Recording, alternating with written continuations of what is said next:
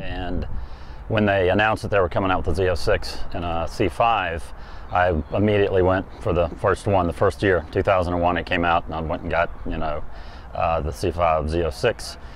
And it wasn't long before the modification started. I got it in June of 01.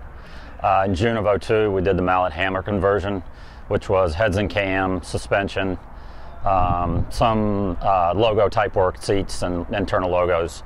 And interestingly enough, he had it such that they were registered with the National Corvette Museum. Each build had a NCM plaque that identified the build number. This one was 009. And then that wasn't enough. It made about 450 horse, starting from 385, then it made about 450. Then I went to the vet doctors. They did another heads and cam. We moved it to a little over 5, right at 5. Then decided to get crazy, pulled the motor, and did a 436 in it. And then it was making about 535.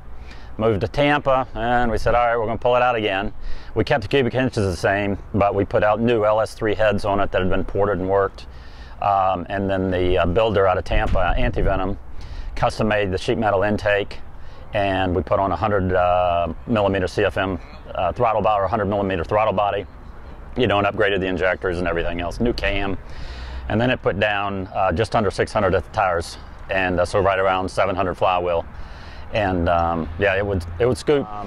I had actually looked at donating it earlier. I've probably stopped and started with Wendell probably at least twice, maybe 3 times. And just before I got in the car to come up here, I checked it out, or just couldn't part with it. Yeah, the thing that finally pushed me over the edge was when they were doing the road track. You know, they're building a motorsport track across the street, and we thought about this car being used for that.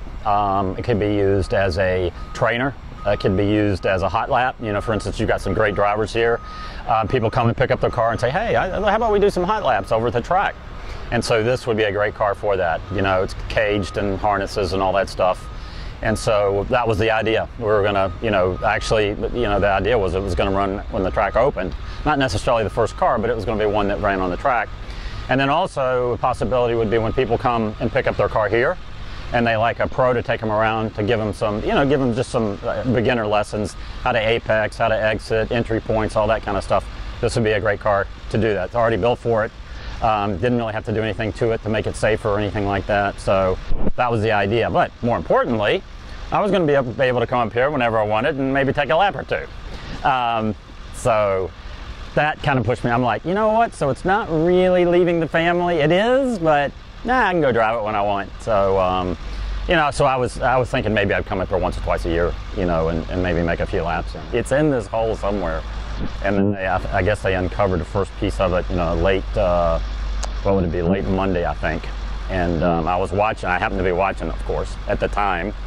And Adam immediately called me, and I'm immediately online booking points to get up here. And I was up here at 9:30 the next morning, so I got to see, you know, a lot of the action. Yesterday it was more about moving those huge stones. That was unbelievable. And then the day when they pulled it out, I almost just fell over. I mean, I could not believe how bad it was. I mean, it's just, you know, yes, there's one car or a couple cars that are flattened. Got it. This car is flattened, crushed, pinched, and stripped. I mean, it's unbelievable. I mean, I bet the car don't weigh 1,500 pounds now, just nothing left. You know, it's just phenomenal. Let's just say Xanax has helped me out a little bit to keep me from crying so much. I mean, yesterday morning I had a rough time. And then this morning, when it first really started getting uncovered and you could see how badly bent the frame was, that was bad. More tears. And now I would say it's almost like you're in a state of shock.